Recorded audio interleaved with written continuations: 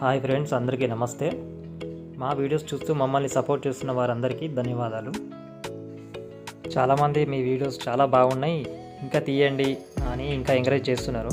కానీ కొంతమంది ఏమంటున్నారంటే మీ వాయిస్ కొంచెం క్లియర్గా ఉండలేదు, మీ వాయిస్ చాలా లోగా ఉంది అని అంటున్నారు. అందుకే అమెజాన్లో సెర్చ్ చేసి ఈ కీట్రాన్ కంపెనీ అని మైక్రోఫోన్స్ 2 మైకులు వస్తాయి.